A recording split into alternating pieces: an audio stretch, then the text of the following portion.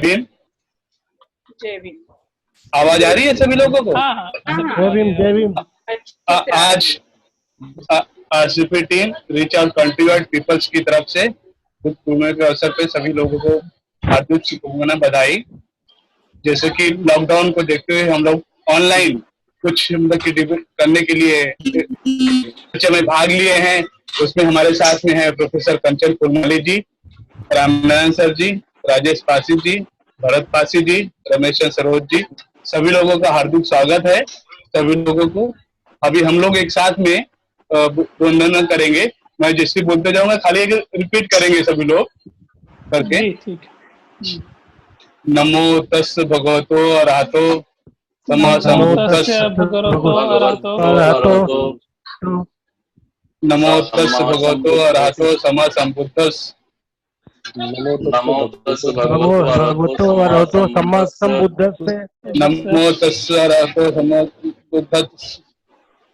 नमो तस्य भगवतो अरहतो सम्मा संबुद्धस्से। बुद्धं शरणं गच्छामि, बुद्धं शरणं गच्छामि, धम्मं शरणं गच्छामि, संघं शरणं गच्छामि, संघं शरणं गच्छामि, संघं शरणं गच्छामि, द्वितीयंपि बुद्धं शरणं गच्छामि, द्वितीयंपि बुद्धं शरणं गच्छामि, द्वितीयंपि धम्मं शरणं गच्छामि, द्वितीयंपि धम्मं शरणं गच्छामि, द्वितीयंपि संघं शरणं गच्छामि, बुद्धंपि संघं शरणं गच्छामि, तृतीयंपि बुद्धं शरणं गच्छामि, तृतीयंपि बुद्धं शरणं गच्छामि, तृतीयंपि धम्मं शरणं गच्छामि, तृतीयंपि धम्मं शरणं गच्छामि, तृतीयंपि संघं शरणं गच्छामि,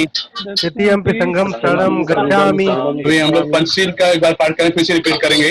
पाणाति पाता पाणातिपाता वैरमणि वैरमणि सिक्खापदं सिक्खापदं समादियामि, समादियामि, दिन्नदाना अदिन्नदाना वैरमणि सिक्खापदं वैरमणि समादियामि, सिक्खापदं समादियामि, कामेषु मिथ्याचार वैरमणि सिक्खापदं कामेषु समादियामि, मिथ्याचार वैरमणि सिक्खापदं समादियामि, सूरा मेरा मदित्थाना वैरमणि सिक्खापदं सूरा मेरु समादियामि। मध्याह्न सिक्खामा सिक्खापदं समादियामि। अभी हम लोग मतलब कि सभी लोग एक जैसे बारी बारी बोलेंगे, तो सबसे पहले रमेश सरोज जी से के कुछ अपने विचार रखें। टाइम आपका हाँ, कम बचा है, कितने मिनट का है?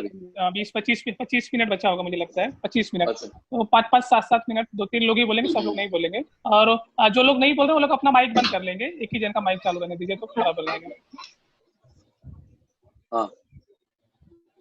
हाँ रमेश जी। हाँ साथियों, जैसा कि आज बुद्ध पूर्णिमा के शुभ अवसर पावन पर्व पर हम सभी लोग यहाँ आपस में बुद्ध पूर्णिमा के अवसर पर तथागत बुद्ध की महान विचारधारा एवं उनकी आदान प्रदान कर रहे हैं। और यही एक अवसर होता है कि किसी महान पुरुष के जो विचार हैं, जो उनके उपदेश हैं, हम एक दूसरे से साझा करें, विचारों को आदान प्रदान करें और उन्हें उनसे प्रेरणा लेकर हम अपने जीवन को सद्गमय मार्ग पर ले जाएं। यही हमारी सबकी इच्छा होती है, किसी महान पुरुष के बारे में जानने की और उनसे प्रेरणा लेने की। साथियों, आज बुद्ध पूर्णिमा है। तथागत बुद्ध के बारे में एक छोटी सी जानकारी हम सभी लोगों को होनी चाहिए। गौतम बुद्ध का जन्म ईसा पूर्व 6वीं शताब्दी हिमालय की तराई में स्थित कपिलवस्तु के लुम्बिनी नामक स्थान में ईसा पूर्व 563 में जन्म हुआ था। उनके पिता का नाम सुदोधन था तथा उनकी माता का नाम महामाया था। क्योंकि एक राजवंश परिवार में जन्म लेने के फलस्वरूप इनके जीवन को सुखमय बनाने के लिए इनके पिताजी ने भिन्न भिन्न प्रकार के आमोद प्रमोद की सुविधाएं तथा प्रबंध, अनेकों प्रकार के प्रबंध किए थे, ताकि सिद्धार्थ का मन विश्व की क्षणभंगुरता एवं दुख की ओर ना जा सके, उनकी उस तरफ आकर्षित ना हो। लेकिन पिता के हजारों प्रयत्नों के बावजूद सिद्धार्थ का मन संसार की दुखमय अवस्था की ओर जाने से ना बच सका। कहा जाता है कि एक दिन घूमने के समय सिद्धार्थ ने एक रोगग्रस्त व्यक्ति को देखा, एक वृद्ध को देखा जो जर्जर एवं जीर्ण शीर्ण अवस्था में था, तथा एक श्मशान की भूमि की तरफ ले जाते हुए एक मृतक शरीर को देखा। इन दृश्यों को देख करके सिद्धार्थ के भावुक हृदय पर अत्यंत गहरा प्रभाव पड़ा। इन दृश्यों के बाद बुद्ध को यह समझने में देर ना लगी कि संसार दुखों के अधीन है। संसार के दुखों को किस प्रकार दूर किया जाए, यह चिंता निरंतर सिद्धार्थ को सताने लगी।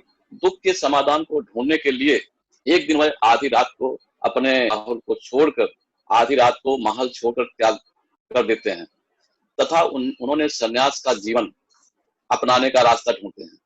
इस प्रकार पत्नी का प्रेम, पुत्र की महत्ता, महल का वैभव एवं विलास का आकर्षण सिद्धार्थ को सांसारिकता की बागडोर में बांधने में असमर्थ साबित हुआ। विभिन्न प्रकार की यातनाओं को झेलने के बाद उन्हें ज्ञान मिला।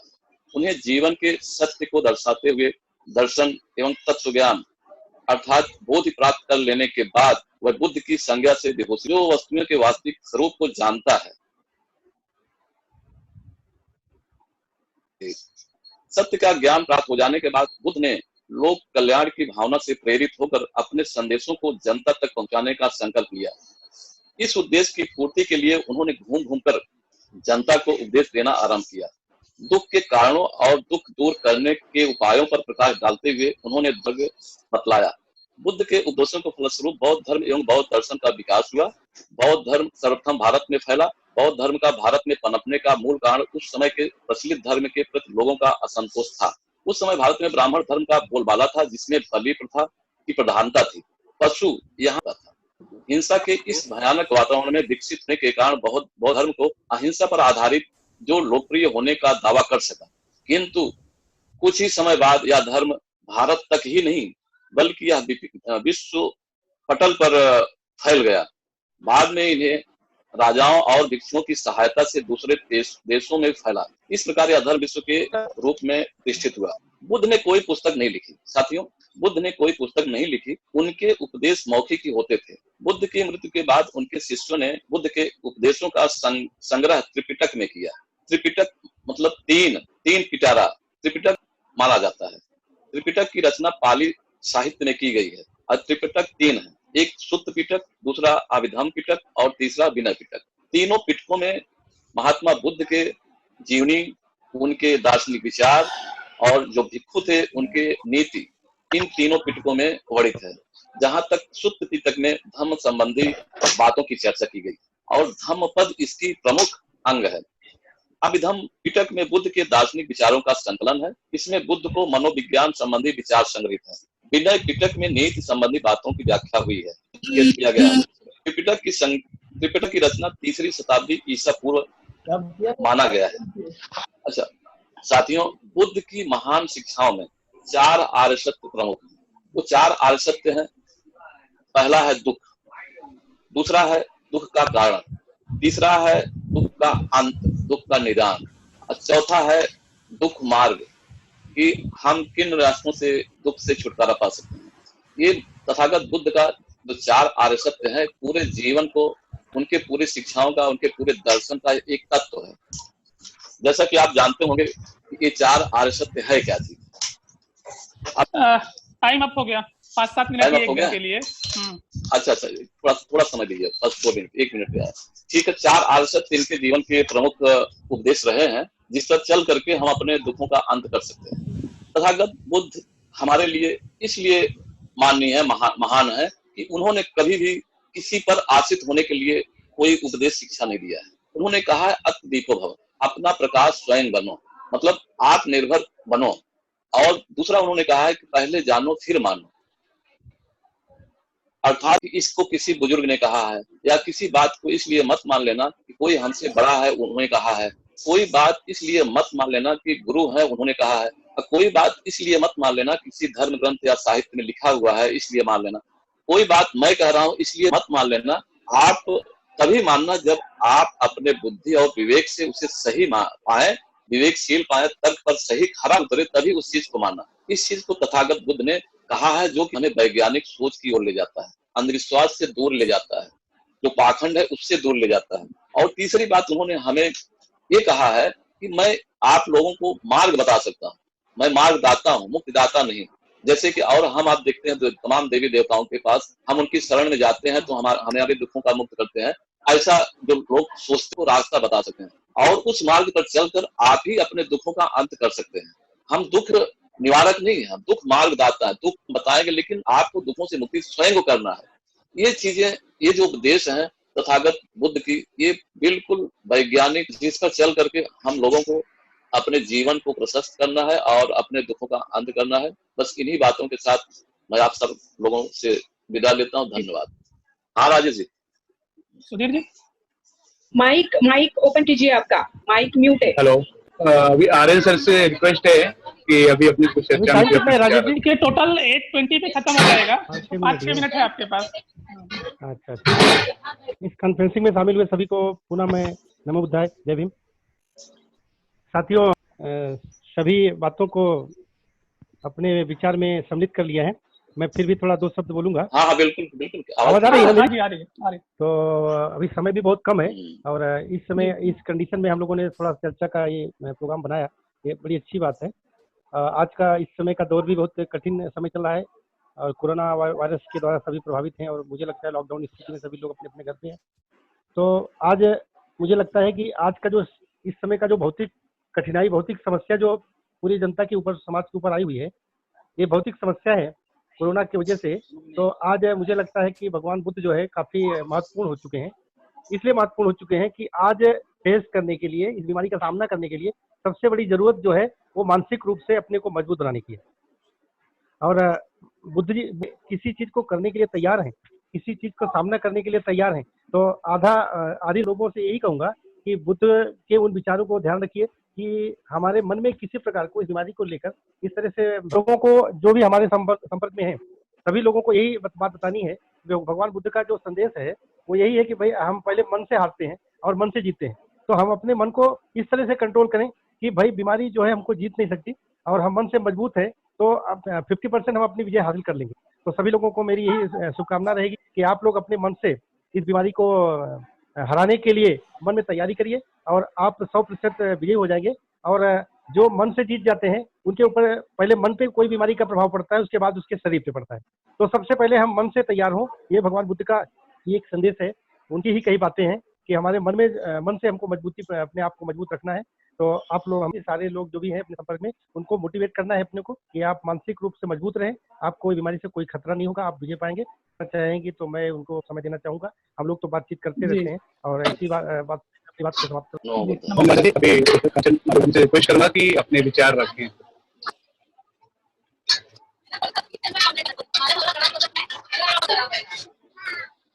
सुधीर जी सुनाएंगे, फिर से बोलिए।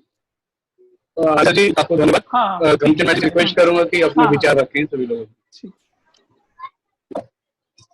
हेलो, आवाज आ रही है? हाँ कंचन जी, मैडम का माइक म्यूट है शायद। हाँ जी जी, मुझे बोला गया है क्या? जी जी जी जी, आपको बोला गया। धन्यवाद। सभी मेरे बुद्ध बांधवों को मैं आज के बुद्ध पूर्णिमा के शुभ अवसर पर शुभेच्छा देना चाहूंगी। और आज का दिन मुझे ऐसे लग रहा था कि बुद्ध पूर्णिमा कहीं ना कहीं किसी ना किसी कारण से हम लोग जाते हैं, स्तूप में जाते हैं, वहाँ पे वंदना करते हैं, लेकिन आज ये नहीं हो पाएगा बिकॉज ऑफ कोविड पैंडेमिक का जो भी चल रहा है। तो हम उसकी वजह से कैसे, किसको ज्वाइन करूं, किसको बोलूं। तो सुधीर भैया जी को मैंने एक बात बोल दी कि मुझे लगता है कि हम लोगों ने, सुधीर भाई ने तुरंत वो मेरी बात मान ली और इन्होंने एक छोटा सा प्रोग्राम, और मुझे सहयोग, मेरा धन्यवाद है। मैं ये आज के जो कोविड, एक बात आपसे कहना चाहूंगी कि ऐसा गौतम बुद्ध के टाइम पे भी आ गया था, जिसे महामारी बोला जाता था। और वो टाइम पे गौतम, देखिए हम लोग भी मानते हैं कि ऐसी चीजें है नहीं है, कुछ ऐसा करना चाहिए नहीं करना चाहिए, हम लोग मानते हैं नहीं मानते वो बात तो अलग है। लेकिन रतन सूत्र में जो भी बताया गया है वो अपनी क्रिया है, ये मेडिटेशन की क्रिया है, जिससे हमारा चित्त बहुत शांत रहता है। और शायद मुझे लगता है, जो मैंने पढ़ा और मुझे लगा कि इसमें हमारा जो इम्यूनिटी सिस्टम है वो बहुत बढ़ता है। और हम लोगों ने अभी डेली हम लोग देख रहे हैं कि यहाँ पे जो कोरोना वायरस के ऊपर अगर हमें एक जीत हासिल करनी है तो हमारा इम्यूनिटी सिस्टम बहुत बढ़िया होना चाहिए। और अगर हमें इसे बढ़ाना है तो ना कि अपने लोग मेडिटेशन करते हैं, और जो एक योगा का ही एक बहुत बढ़िया उपाय है जो एक्चुअली गौतम बुद्ध ने अपने टाइम पे लाया था, तो वही आज के डेट में चला जा रहा है। आजकल हर कोई उसके ऊपर अपना मतलब क्लेम करना चाह रहा है कि ये मैंने लाया। हम तो मानते हैं कि ये गौतम बुद्ध ने लाया है, और जो हम लोग ये मेडिटेशन से अपने दिमाग को शांत रख के अपना इम्यूनिटी सिस्टम बढ़ाना चाहते हैं, अगर हम लोग ये करें और रतन ख्याल से हम लोग जो करना चाहते हैं, या फिर हम, क्योंकि हमें तो कोरोना के साथ में अभी किट रेट में, क्योंकि लॉकडाउन कहीं ना कहीं पे भी गवर्नमेंट खत्म करके ही बाहर निकलना ही पड़ेगा। और अगर हमें बाहर निकलना है तो हमें अपना इम्यूनिटी सिस्टम ना कि अच्छा करना है, बल्कि हमें गौतम बुद्ध के मार्ग पे चलाए हुए जो मैनेजमेंट सिस्टम है वो भी हम लोगों को हमें चलना है। जैसे उन्होंने बताया हुआ प्लानिंग है, उन्होंने बताया हुआ जो एक डायरेक्शन है, जो उन्होंने हमें दिशा, हम ये कर पाए आज के डेट में, तो मुझे लगता है हम ये कोविड-19 को भी, क्योंकि उन्होंने ही ये महामारी के ऊपर कैसे, तो अगर हम थोड़ा भी उसका पठन करें तो मुझे लगता है हम आज के डेट में ये कर पाएंगे। से अगर आपको बता पाऊं कि महात्मा बुद्ध का मैनेजमेंट सिस्टम कैसा था, पूरी पढ़ते हैं, और अंगुलीमाल में हम लोगों ने देखा है कि गौतम बुद्ध पीछे पीछे चले जा रहे हैं, और उनको लगता है कि अरे, अंगुलीमाल को लगता है कि ये आदमी क्यों नहीं रुक रहा है। मुझे लगता है मीटिंग ये अभी खत्म होने को आ रहा है, मेरे ख्याल से टाइम स्लॉट खत्म हो गया है। तो मैं यहाँ पे ही खत्म करना चाहूंगी। मुझे हम लोग कभी और इस पर बात करेंगे। धन्यवाद सुधीर जी, धन्यवाद आप मैडम। भरत जी से रिक्वेस्ट करूंगा कि शॉर्ट में कुछ टाइम बचा है। भरत जी हाँ जी, हाँ। मेरे ख्याल से सभी उपस्थित साथियों ने अपनी अपनी राय दर्ज कराई है यहाँ पे। रमेश चंद्र जी ने बहुत अच्छा हमें बुद्ध भगवान जी के बारे में ज्ञान दिया। जो जानकारी दी शायद सब लोगों को पता नहीं थी उनके बारे में, तो यहाँ पर हम मैडम ने बहुत ही अच्छी बातें हमें इस पैंडेमिक कोविड-19 के बारे में बताई, और किस तरह हम उससे बचाव कर सकते हैं इसके बारे में भी बहुत अच्छी जानकारी दी। और जैसा कि हम विभिन्न न्यूज चैनलों में देखते रहते हैं कि पैंडेमिक कोविड-19 जो है, ये अब तक की जो महामारी महामारी ये भी है, लेकिन फिलहाल इसका जो प्रसार है एक मानव से दूसरे मानव तक जा रहा है, ऐसा प्रसार पहले नहीं देखा गया था। तो उसकी वजह से इसका जो असर है वो थोड़ा ज्यादा हो रहा है, और जो फैलाव है वो भी ज्यादा है। तो जैसा हम विभिन्न स्रोतों से देख रहे हैं, इसके बचाव के कई सारे नियम है जिसका हमें पालन करना पड़ेगा। और क्योंकि हमें नहीं पता है कि इसका जो एंटीडोट है या फिर जो भी वैक्सीन है वो कब तक तैयार होगा। कई सारे रिसर्च सेंटर्स वाले तैयार भी किया है, तो उसका जो टेस्टिंग प्रोसेस है और फिर उसे भेजकर अप्रूवल लेना और उसके बाद प्रोडक्शन करना, ये सब में एंटीडोट या फिर वैक्सीन के भरोसे हम इंतजार नहीं कर सकते, और ना ही इतने दिनों के लिए रोजमर्रा की जिंदगी जो है अगले शायद 3 हफ्तों में या फिर 4 हफ्तों में शुरू हो जाएगी, तो उस देने की जरूरत है। जो सोशल डिस्टेंसिंग अभी पालन करने के लिए बताया जा रहा है, वो अपने आप को, मतलब कहीं भी बाहर जा रहे हैं तो हाथ धोना हो गया, और अगर पानी और साबुन नहीं, यहाँ पर इन सारी चीजों की जरूरत हमें पड़ेगी और वो फॉलो करते रहना पड़ेगा। आप सब लोग धन्यवाद भारत जी। धन्यवाद भरत जी। राजेश जी ने रिक्वेस्ट करूंगा कि आज गुरु पूर्णिमा है, और ये बहुत अच्छी बात है कि हम लोग आपस में मिलकर तो कुछ नहीं कर सकते, पर एटलीस्ट ऑनलाइन आके हम लोग एक छोटा सा प्रोग्राम को उत्सव मनाते हुए खुशी तो हमें मनानी ही चाहिए, परंतु कुछ सावधानियां भी रखनी चाहिए, क्योंकि गुरु पूर्णिमा के नाम पे काफी सारे लोग हैं।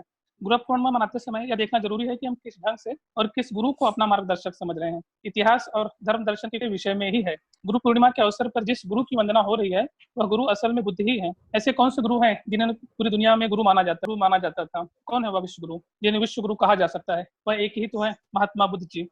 गुरु पूर्णिमा पर हमें गौतम के लिए अब अधिक महत्वपूर्ण बन चुका है। गौतम बुद्ध ने जो ज्ञान दिया था वह तत्कालीन दशकों में किसी खास तरह के सामाजिक राजनीतिक परिवेश में उपयुक्त था, लेकिन आज भी हमें सोचना होगा। गौतम बुद्ध का मूल मंत्र मध्यम मार्ग का है। मध्यम मार्ग कोई बनी बनाई पद्धति नहीं, खोज करना है। आज के समय में क्या सही है क्या गलत है वह मान के हम आगे बढ़े। ऐसा ना हो कि जो किसी ने तो उसे सत्य ना माने, परंतु अपने दिमाग से सोचें, तर्क करें, विचार करें और उनकी शिक्षाओं को पालन करते हुए जो गलत ये कहते हुए मैं अपनी बातें समाप्त करता हूँ क्योंकि मीटिंग का समय भी अब हो रहा है और अब हम लोग खत्म कर सकते हैं। सुधीर जी माइक बंद है। सुधीर जी आपका माइक।